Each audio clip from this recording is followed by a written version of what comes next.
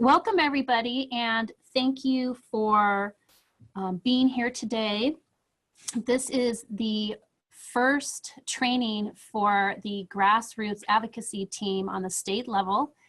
CAMFT is so excited about this new venture into grassroots lobbying, and we're so thrilled to have you all here, not just today in the training, but for this new program we're going forward with. And we're just very thankful to all of you for your excitement and dedication to the profession as well as mental health advocacy. My name's Kathy Atkins. I'm the Deputy Executive Director. I will be co-presenting today with one of our lobbyists from Political Solutions. Kelly, do you want to introduce yourself? Sure, my name is Kelly Beam, and I am with Political Solutions. I work on the lobbying team for CAMFT, advocating for your issues in the Capitol. Great, okay. So today, basically what this is a initial review of the issues that you'll be lobbying on, the kinds of logistics that you'll want to know about, what's expected of you, and frankly, just to kind of help relieve some of any the anxieties you might have surrounding lobbying in Sacramento. Okay, so over the next hour, we are going to have a general overview of basically lobbying 101. First, we'll start with an introduction to advocacy. What's the legislative process? What's lobbying all about? Next, we'll move into the CAMFT bills. We'll talk about the issues we're advocating. We'll move into Lobby Day. What does it look like? Give you some general understanding. The logistics, obviously travel, food, things of that nature. And then we'll talk about sort of what's expected of you prior to Lobby Day and what's expected after. What we'll do, given we're recording this, we want to stay on track. We're going to take 2 breaks for questions. One, after we talk about the CAMFT bills, and then once again when we're done. So to start us off, I wanted to review some background on legislation. Now, some of you have a very good understanding of sort of how bills are introduced and how it becomes law, but I know this is new to some of you, so we wanted to do a general guideline just so you have some comfort in how this works. So to start it off, sort of on the side of here at CAMFT, CAMFT is an advocacy group. Basically what we do each year is we introduce legislation in Sacramento on issues that affect MFTs or mental health, consumers, things of that nature. Truthfully, we introduce many more bills each year than most other stakeholders in California that are similarly situated to CAMFT. So what we do here at CAMFT is we come up with ideas, and the ideas can come from members, the ideas can come from committees, they can come from staff, they can come from legislators themselves. And what we do is we sort of put all the ideas together, we analyze them, we talk to stakeholders, we talk to our lobbyists, and then the package is given to our legislative committee, who sort of does the whole analysis yet again, and prioritizes and discusses which bills they think would be appropriate for CAMFT to sponsor. At that point, it goes to the board of directors, and the board of directors will confirm the legislative committee's priorities. After that, the package goes to our lobbyists, and at that point, what they do is essentially they're looking for an author. We, CAMFT, are called the sponsor of the bill, and the author is the legislator. Kelly, do you want to sort of take a shot at going over this roadmap from here? Of course. So once CAMFT decides, CAMFT decides on their legislative package, PS then shops the bills around to different legislators. And we're looking for an appropriate legislator to author the bills that will give the bill a good chance. So someone who sits on a good committee, who's respected, who has good connections with other legislators. It's very personal, and they're all friends for the most part. And also that, really will be a champion on our subject matter, whatever the bill is covering that year. So then the bill, once we select an author, and this year it's Assembly Member Jim Wood, the bill gets written and referred to a policy committee. So our bill will be heard in the Health Committee. So that's that first blue box on the right, the second blue box. Once the bill is introduced, it's referred, and the subject matter committee then hears the bill and on its policy merits. So what exactly the bill does, if it's necessary, if it's redundant, and that committee will then pass the bill and it'll go on to a fiscal committee if the bill has a financial impact to the state. Once it passes that hurdle, the entire 80 assembly members vote on the floor to pass the bill. And that's that, the second red box there in the center of the screen. Then it crosses over to the Senate and goes through the same process. Once it passes the Senate floor, so it goes through all the different committees, and if there's amendments that are different that are passed on the Senate than what the bill was like in the Assembly or the House of Origin, those amendments do have to be approved by the original House. The Assembly would get the bill and make sure that they approve it as well. Once all of that's completed, the bill goes to the governor's desk, which is that yellow box down at the bottom, and the governor then decides if he wants to sign the bill and make it effective. So this process all has to happen by September 15th with the two different houses, the Senate and the Assembly. And then the governor has a month to sign all the bills that get to his desk. And I also just wanted to note too, this year is the first year of a 2-year legislative session. So all bills that are introduced are all starting in the same spot. So clean slate this year, there were a total of 2,495 bills introduced in both the Assembly and the Senate total. So that's quite a lot of bills to sift through and decide on CAMFT priorities, but we're doing that right now. Great, thank you, Kelly. And something I wanted to add before we moved on, 2 quick comments. As you know, as this process starts, kind of from bill is introduced to governor signs legislation, something that when I first started in this line of work, something I found really interesting was that the bill that's introduced, what it looks like, often is not the same. It does not look the same as what ultimately becomes law. As you look at this chart, as it goes through the committees or during conversations with stakeholders, the bill often changes. People point out flaws or compromises are made.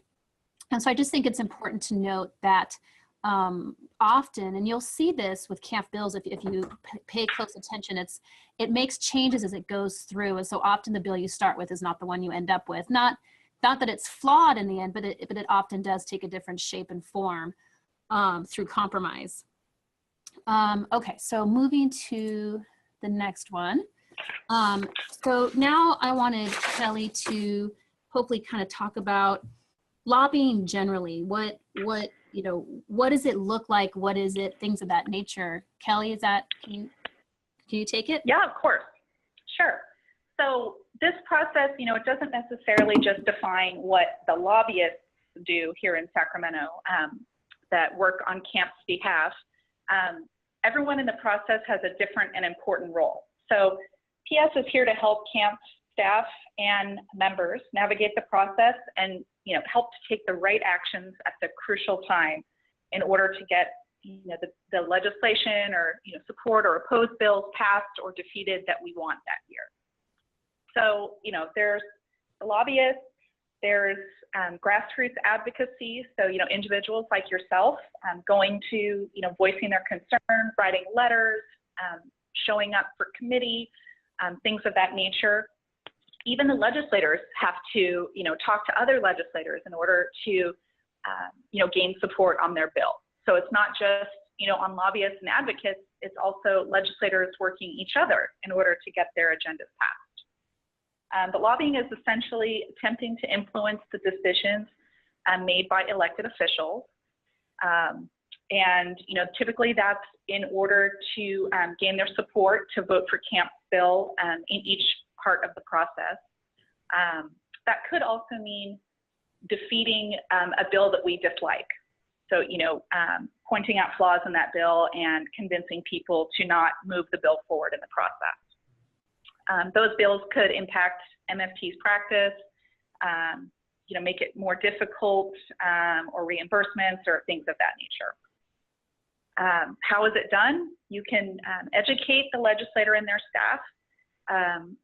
Here in Sacramento, it's very effective to build a coalition of like-minded organizations to help complement your organization's efforts.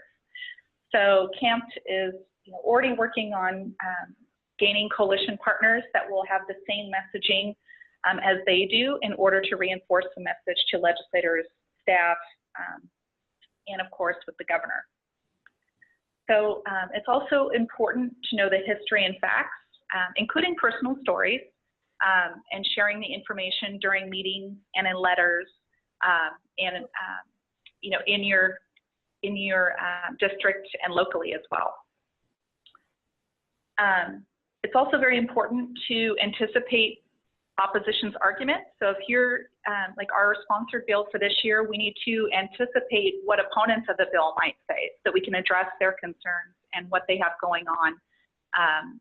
And hopefully, we can come to consensus and either compromise or, get legislators to vote for our bill, even though they might have concerns. Constituents have a very important role. Legislators like to make their voters happy. It's a known fact, of course. Their legislative record is very important. It's brought up a lot by the legislators themselves and also by their opponents or people that are running against them if they voted for or against a certain bill. But they typically have a certain cause that they like to do bills relating to. So, for example, healthcare, transportation. They usually have a consistent theme with their bills. Constituents are very important. They love to hear from you, especially professionals in their district that that have jobs there, and also affect the economy in their area. So it's very important to hear from them. And nonprofits, of course, employ people in their districts.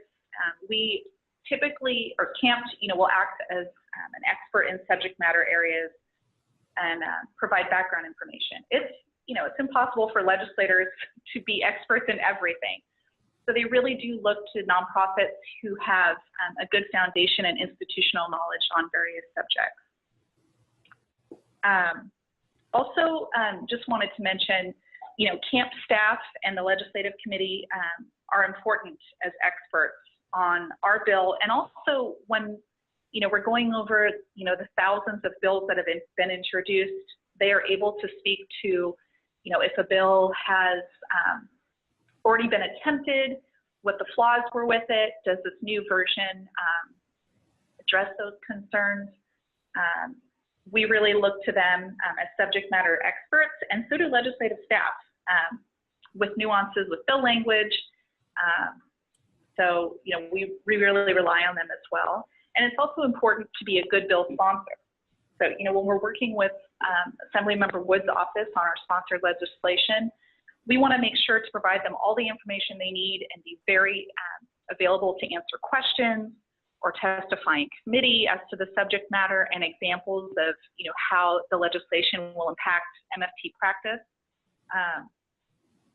So PS is really there to help steer CAMFT's efforts strategically, securing key support and buy-in from legislators and staff along the way. Is there anything I missed, Kathy? No, that was great, Kelly. Thank you.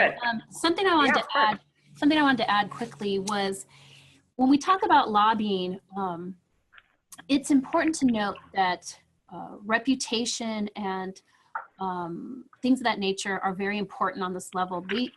When you're lobbying, you're trying to establish, maintain, and grow relationships with elected officials and or their staff. And the part of the lobbyist's job is really assisting stakeholders and advocacy groups such as CAMFT to get meetings, to get appointments, to be heard. And the lobbyists, one of the lobbyists' main attributes is their ability to get along with both sides of the aisle, to know how to articulate and speak in a way that is not aggressive. I mean, things of that nature. And the reason I bring this up is CAMFT and our lobbyists have an amazing reputation in Sacramento. And I'm not just trying to toot our own horn. I'm letting you know that, because as the group is going to be going to Sacramento, I want you to be proud of who you're with. Like at the bottom note here, how CAMFT and nonprofits are experts. CAMFT really, not only do we have a good reputation, we have legislators or committee consultants reaching out to us saying, hey, what do you think of this bill? What are your thoughts? And that is from years and years of working with the stakeholders up there, working with the legislator. And I really want to pay homage to our former executive directors, our current executive director, our former lobbyists, our current lobbyists, all of that hard work they've done to pave the way to be a respected advocacy group in Sacramento is huge. And when you're there, know that you are part of a group that is deemed to be helpful and respected. And I just kind of, want you to know that. Okay, next. So now we're going to get into an overview of the actual bills we'll be discussing. There's two. First is AB 191. That is the bill that we're introducing for this year. The second is AB 1863. That is a bill that was signed from last year. It's having a little bit of trouble with implementation. Now, I'm only going to briefly cover AB 1863. The reason being, it has to do with Medi-Cal.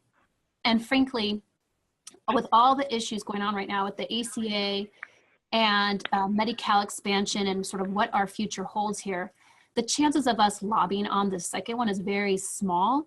So I'm going to touch on it just to get us started, but I do want you to recognize that chances are we're only going to be lobbying on AB 191, the first one. What I also want to note is that you're going to have a lot more information coming. So again, today is to sort of get your feet wet, see the general overview of what's coming your way, but the actual substance of the bills, the information we really want you to get a good understanding of, that's going to be coming to you in the next couple weeks. So you can read it at your leisure, absorb it. And obviously we're going to be absolutely available for questions. And then yet you'll be trained yet again, which we'll talk about in a minute, on Lobby Day. So moving to AB 191. So this is a piece of legislation that was authored by Assemblyperson Jim Wood. It would add LMFTs and LPCCs to the list of providers that can act as secondary signers on follow-up holds to the Welfare Institutions Code. I'm sure most of you know this, but in case, a 5150 is a 72-hour hold for people who are a danger to themselves or others or greatly disabled. So as background, once you have that initial 5150, often the patient will need to be held for extra days.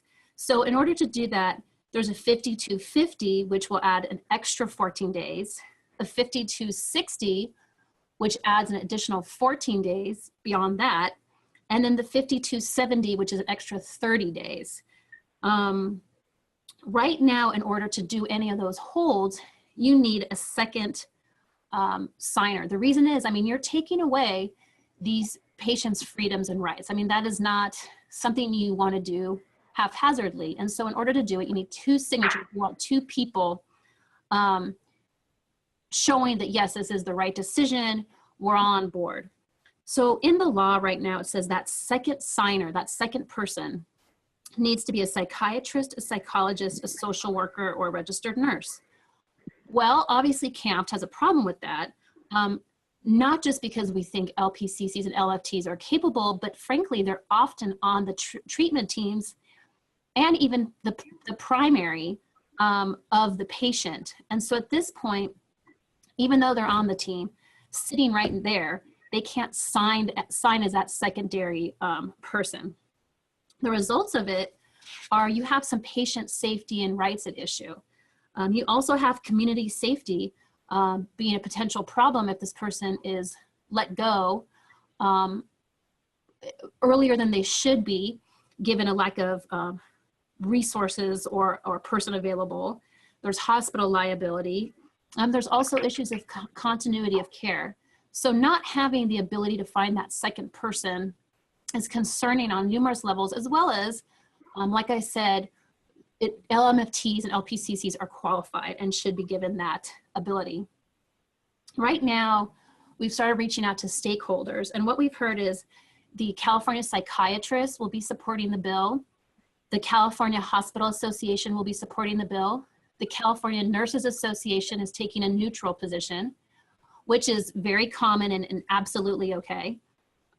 We have not heard back from social workers or psychologists, and we'll have to see where they come in on this piece of legislation. Whoops, sorry. There we go. Okay, so what's our goal?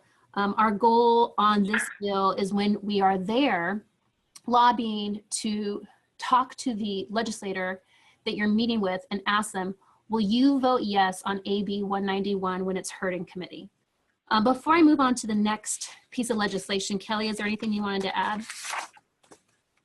No, I would say, those organizations that you're waiting to hear their position on the bill, a lot of organizations are still sifting through the, hundreds of bills that may or may not affect their practice or their organization. So, and they also have, the same structure as CAMFT does, where they have a committee, the lobbyists make the recommendations. There's information to be gathered. A lot of the bills don't have substantive language yet. So it's a bit of a process, especially in the beginning of a two-year session. So it's not to be worried about, but some organizations take a little bit longer to position on bills. Okay. So the next bill, like I said, I'm going to just briefly touch on it, given I do not think we're going to be advocating on it in March, but AB 1863, so this was another bill actually introduced by Jim Wood last year.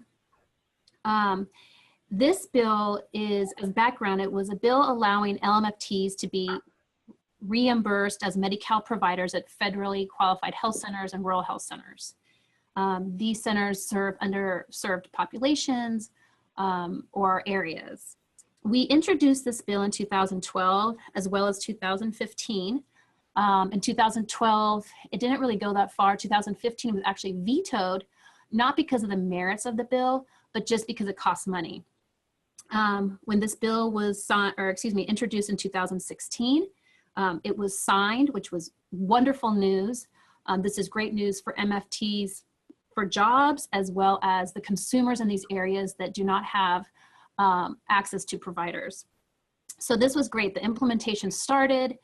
Everything was wonderful. Unfortunately, in 2017, when Governor Brown put out his state budget, due to what's going on with the ACA repeal and Medi-Cal expansion funding, he rightfully so had concerns about how to fund new programs when potentially the funding for existing programs might be disappearing depending on what happens with the repeal and replacement of the ACA. So what he did was he, for lack of a better word, froze any of the new bills from being implemented until there's a better understanding of what is going to happen with Medi-Cal money. Needless to say, this is very upsetting. The language in his budget changes the wording of the law to say to delay implementation until at least 2018.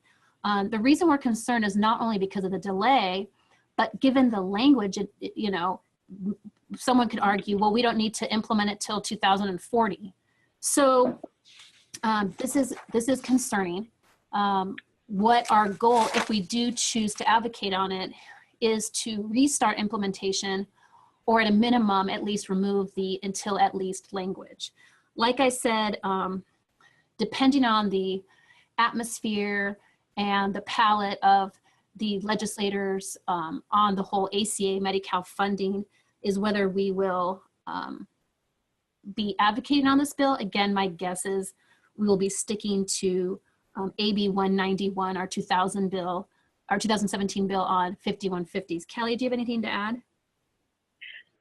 Yeah, you know what? I think it really speaks to the maturity, I guess is the best word, of your organization, that you're able to recognize that it's not, the best idea to push given the political landscape right now. So I really applaud you guys for even considering that. A lot of organizations, some organizations will push and, it's not necessarily the right time or the right message. So I appreciate that. Thanks. Sure. And so we don't have many people on the call, but I wanted to open up quickly before we move on to see if there was any questions about the actual bills themselves. Again, you're going to get tons more information and a ton more chance to ask questions, but I did want to, spend, a maximum of 5 minutes sort of seeing if there was anything that Kelly or I said that was unclear on those two bills specifically. Does anyone on the call have any questions?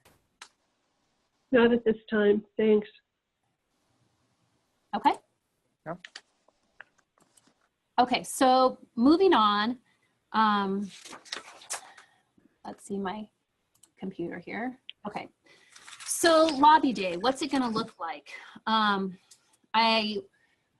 Historically, when we had our lobby days in Sacramento, this is sort of where it's interesting. The substance doesn't seem to cause much anxiety because I think our members know that they can learn that. It's sort of the logistics and what does the lobby day look like itself that seems to cause some angst. So we thought we'd spend some time sort of talking about the training, what the day looks like, things of that nature. Kelly, do you want to take the lead on this? Sure, of course. I'm going to run through kind of a loose schedule of the day, just so you know what to expect. You all will arrive at Political Solutions and have some time to mingle. There's a little bit of a cushion there at breakfast. And then for about an hour, there'll be a training that PS and your CAMFT internal folks will be leading on messaging, how the meetings will play out. We'll have a legislative role play and kind of explain how the day will go. We've done this, many times with different organizations, so we can anticipate the types of questions we'll get.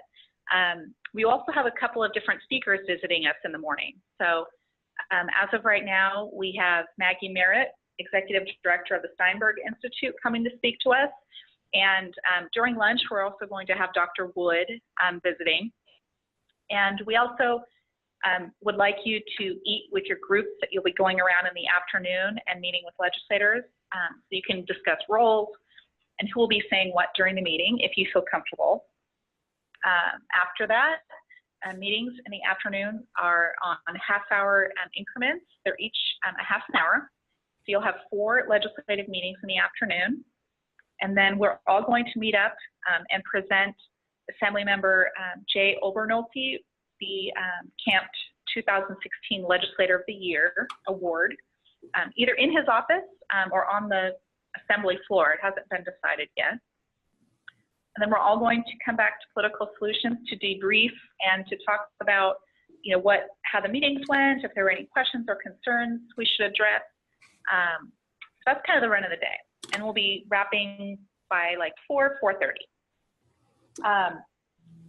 To kind of go into a little bit more in depth on the training, we will be providing you some homework ahead of time about, what the bills are and biographies on the legislators.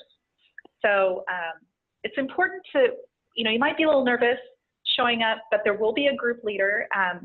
I believe it'll be someone from Political Solutions who will kind of guide the meeting, lead it, take down any notes of concerns, and kind of read the meeting so that we can follow up with information or other meetings to make sure that the legislator's on board with our sponsored bill. But yeah, the group leader will manage the conversation to make sure it stays on track. There's no need to worry about that. But typically each person during the meeting will introduce themselves, mention where they practice or live, and an elevator pitch of sorts. PS will send materials the day or two before with your meetings. You can read up on the bios of the legislators. Maybe you have something in common with them, and you can kind of incorporate that into your meeting. But the meetings are very conversational, and you should really have fun with it. Most constituents and people who come for, lobby day are, you know, a little nervous and they don't necessarily know what to expect, but, you know, you leave as a pro and, you know, you kind of know what to expect. And most folks are excited to participate the following year in the Capitol and advocating for what CAMFT deems as a priority that year. Is there anything to add, Kathy, do you think, or did I cover it? Yeah, you did. I just was going to quickly just kind of add to what you were saying about nervousness. It's interesting, as we've done this so many years in Washington, D.C., anyone who's new has anxiety or nervousness about sort of what does this look like, what to expect. And I'm telling you, after the first meeting, meaning the first office, not the first day, the first meeting, the first 10-minute meeting, and then they move to the second one, every single person is like, oh, this is way easier than I thought. This was not scary at all. You really do get into like a little organic routine with your group of who's the beginner, who tells the funny joke, who's the closer. It's the first one is scary, I won't lie. After that, it's as Kelly said, you're going to be an expert. So I just wanted to reinforce that. Oops. And, you know, a couple of other things to add that I just thought of.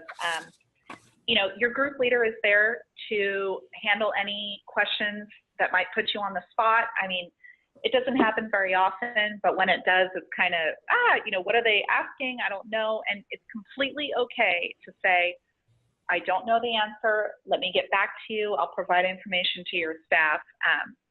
Just, you don't have to have an answer, and it won't be an interrogation. Sometimes they just ask, you know, like, well, how many, you know, people practice in your area? And you might not know, but we can always find the answer and provide it at a later time. Okay, so now talking about logistics. So I'm going to kind of go through each one of these topics. So travel. If you are flying, we ask that you buy your tickets ASAP. I'm a big Southwest fan. Obviously, you know, where depending on where you live is what airline is going to be best for you. Please buy the cheapest available that's efficient. Obviously, we don't want you flying through 3 airports to get there just because it's cheaper. So, but buy your tickets now. We will reimburse you. We will have reimbursement forms, and that information will go out at a later date, sort of how it works. But buy your tickets now. Obviously, we'll reimburse for mileage, parking, any of those kinds of things. We are hoping that you can be there Sunday night for a dinner at 6 p.m. If you cannot, that's life, that's okay. But it's a great way to kind of get to see who's in your group, who are the other people, talk about any questions you have that might be causing some angst. So we recommend you to be there for dinner on 6 p.m. But if you can't, you know, let's talk about it. Monday, you can assume that we'll be done by 5 p.m. So if you're driving, assume you'll be done at 5 p.m. If you're flying, we ask that you don't book any travel before 6:30 p.m. We're staying at the Sheraton Grand, Sacramento, and you can just park your car at the hotel if you're driving. Again, we're going to send out more logistical information on all this so that you know kind of how to get there, what to do, things of that nature. We'll book the hotel room for you. It's going to be under your name. All that's going to be taken care of. Food, again, like I noted, Sunday dinner at 6 p.m. Monday morning, breakfast is on your own. It sounds like there might be a little bit of nibbling at the training. Monday lunch you're going to have with your group, and your leader will take care of that, of where to go and how to get that accomplished. Monday evening, we're going to have appetizers during the debriefing. And I recommend, Kelly brought up, and I agree, you know, depending on, you know, your own appetite, you might want to bring some snacks. People tend to get hungry because they're on their feet a lot, and you're kind of go. So you might want to grab some snacks just to bring along. Your attire, it is business casual or a suit, no jeans, please. I recommend comfy shoes. You're going to be doing a lot of walking, potentially a lot of standing. When you go to the offices, they're not always ready for you, so you're just standing there and your feet can get really sore. I would recommend the weather. The end of March in Sacramento is, chances are it'll be fairly pleasant, but you just never know, so I would be checking the weather. Please bring business cards. You know, you want to bring a handful because you're going to likely be leaving them. And just as a side note, remember you'll be going through security. So if you have your favorite pocket knife you bring everywhere, just maybe leave that at home for this trip. Just on the miscellaneous, we have a lot of people on our DC lobby trip and potentially on this one to Sacramento, want to bring a significant other to take advantage of, you know, going up to Sacramento and seeing the Capitol and doing some tourist things.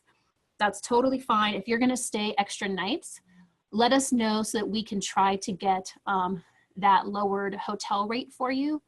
I can't make any guarantees, but we can certainly try. Obviously, you would pay for any extra nights. If you do bring a significant other, they're welcome to come to dinner with us Sunday night, but obviously they would not be lobbying with us on Monday. I would also recommend, you know, bring a camera. You're going to be kind of going, but in case there is some extra time, you know, you might want to take pictures of yourself in front of the Capitol or things of that nature. So just things to keep in mind. Anything to add, Kelly? No, I think you covered it. Okay.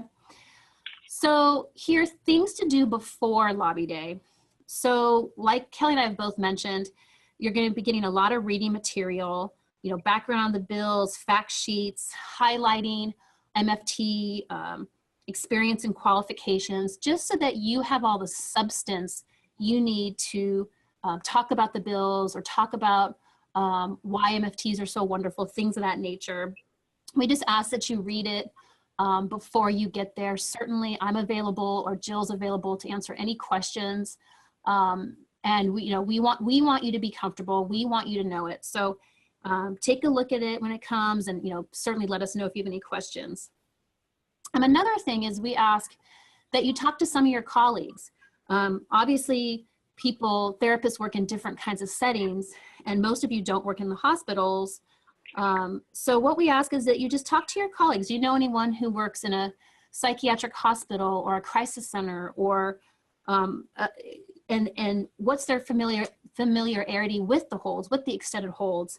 What have they seen? You know, we always joke around that, you know, you can steal people's stories. No one will ever know. So use these stories and it really adds to the experience with the legislator or their staff to bring it home of why this isn't just a theoretically good bill, but practically. And last, just kind of to reinforce what Kelly said about learning about the legislator you're visiting, be it your own or one that you're going to a group with. Take a look at their bio we'll send, take a look at their website. Are they, you know, did they go to the same college as you? Do they, are they big baseball fans like you are? So something that could potentially turn into a conversational piece that helps just lay some groundwork. Kelly, anything to add? No, I just think it's, you know, important to remember that it's impossible for the legislators and staff to be well informed on all issues. So, you know, the meetings are essentially to offer CAMFT as a resource to the legislator on any, you know, MFT related bills. So, you know, just keep that in mind, and the day is wonderful. It's a great experience. Okay, so follow up. In the short term, we're going to ask that you write thank you cards to the legislator and or staff you meet with. We will obviously help you craft them if you need it, but we do, you know, we'll give you more information of sort of how you're going to do it and who's going to do what. But we will be asking that you get that done pretty quickly, quick turnaround, so you know your CAMFT and your conversation is on their mind. Also, as Kelly mentioned, we want to get any questions answered. Sometimes they have questions we can't answer, sometimes they don't. I've been in meetings where they say, hey, I'd love to meet with your chapter, or, you know, can I talk to your chapter president? So things kind of come up that we want to follow up with, depending on what the question is. It might be the political, or it might be political solutions answering, it might be CAMFT. We might ask you to do it. It just really depends, but we do want to get that information back to them quickly. Long term, sort of this is the start of your advocacy. So, you know, we'll discuss this more down the road and at the training, but what's going to be asked of you long term And I know you've already sort of talked about this during your application process, but you know, long-term, setting up future meetings at local offices with your legislator, possibly connecting your local chapter with the office. Maybe, you know, another bill might come down that, as Kelly noted, we really don't like, or we really want to see passed. You might be discussing those bills with the local office, things of that nature. Again, we'll provide these materials on how to reach out, set up meetings, things of that nature, but we just want to have that on your radar of things to come. Kelly, anything to add? Yeah, you know what, I would just say, you know, this is a really fun process, and, you know, we are going to be preparing a toolkit, like Kathy mentioned. You know, at a minimum, it might be a good idea to sign up for email alerts from your legislators and others that you're interested in to keep up on their events and priorities. And if you're on Facebook, Twitter, or Instagram, a lot of them have an online presence so that you can, you know, keep informed on events in their districts and their priorities as they come up. That's great. Thank you, Kelly. So again, we don't have many people on the call, and we are recording this for people who weren't available to watch this. So I wanted to see if anyone had any questions about the bills, about the logistics, anything like that. Hi, Kathy. It's Jade Taylor. I have Hi. a quick question. Sure. Would it make sense to bring the local chapter president's business cards with? I don't So think. in other words, I that came up as a question. Yeah, them directly. Right. I don't think it hurts. My only thought about, and you're talking about sort of long-term grassroots, and we could talk more about it later, but my only concern is that sometimes I think putting people together is something that you're going to want to do versus leaving it up to the legislator or their staff, because handing someone a I card, see what you're saying. here, Okay. give them a call. You know, it's, you want to put the onus and responsibility on yourself or CAMFT versus hoping the person actually follows up. But we can talk Okay. more. We can talk more about that later. I think it's a great idea, and I love the way your brain's thinking. So I don't think it hurts to bring it, but I'd almost pause and say I'd much rather CAMFT or the local grassroots advocates sort of take the lead. Kelly, do you have any thoughts? I would say, like, if you have a brochure or anything, that might be helpful. You can include it in the leave behind folders of the people that you meet with, because we'll be providing them information on the actual legislative offices, information on CAMFT and, you know, the bills that we're lobbying. So that might be something that you can bring. You can bring, you know, 5 or 6 copies and tuck it in the folder that you leave behind with the legislator. Okay. And I hear what Kathy's saying about making that linkage. That makes sense to me, rather than leaving it to them. Yeah, it's always nice to have a second bite at the apple. You know, it's funny. One of our DC lobbyists, you know, whenever he loved it whenever the office would ask questions that we would need to follow up on, because that meant he got to go back. Because he had, you know, rather than just showing up uninvited, he actually had a reason to go back and say, hey, you wanted this statistic on how many MFTs are in this county. Here I am. And it gives him another bite at the apple. So follow up in that one-on-one contact is good. Okay. Thank you. Anyone else have questions? No. Okay. So like Kelly said, I think this is an exciting thing. I think once you get past the initial anxiety, I think you'll have fun with it. I think you will recognize your contribution to your profession and the mental health field. We're very excited about it. Like I mentioned earlier, I just, you know, we really commend you for both the people on the call and the people who are going to be listening to this webinar. We commend your dedication and your enthusiasm and your desire to activate and be a part of the system. So I personally want to really say thank you to all of you. And like I said, you're going to be getting a lot more information from us, probably more than you want. And if you have any questions, do not hesitate to email me. And you know, I really mean this when I say no question is dumb. I mean, I've gotten crazy questions, and I'd much rather you ask the question and me get the answer for you than you be anxious about it and or be scrambling the day of the lobby day or in follow-up grassroots efforts. So please feel free to reach out to me. Let me get this. Come here, silly thing. So there's my email. Our phone number is 858-292-2638. That's 858-292-2638. And I look forward to meeting all of you in person if I haven't done so already. And Kelly, obviously I want to thank you for your help today. And did you, Kelly, want to add anything before we sign off? Yeah, you know what, I'm just really excited to meet everyone as well on the 27th. And, you know, Political Solutions is very excited to host you all. And, you know, this comes at a really good time. You know, mental health access is a hot topic right now in the Capitol. So, you know, there's informational hearings about it. There's a lot of legislation. So it will be great to have you all as subject matter experts and have all of those meetings in the Capitol. Great. Well, thank you, everyone. Thank you, Mel. Thank you, Kelly. And again, email me or call me with any questions, and we can't wait to meet. Thank you. Take care, everyone.